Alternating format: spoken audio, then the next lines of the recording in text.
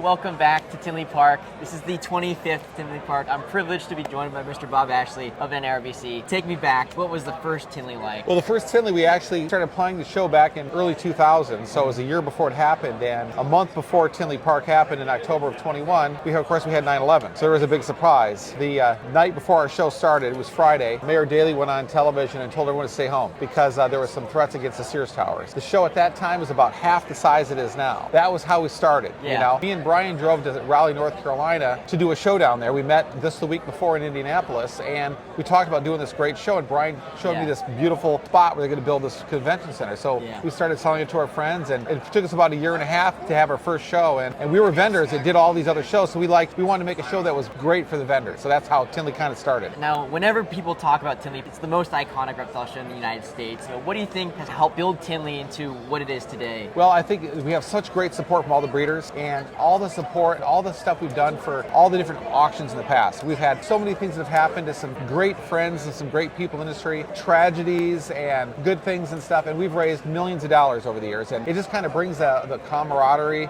and brings in all this. I mean, you go to the auctions and there's always some reason to cry, there's always a reason to laugh because Brian's just making he's roasting the entire industry, so that's always a blast. But then you also are crying at some huge donation thing that we're doing or raising a charity, so it's really an emotional event. Do you have any really good Tinley stories from over the years? Well, I'm trying to think if there's anything I can say.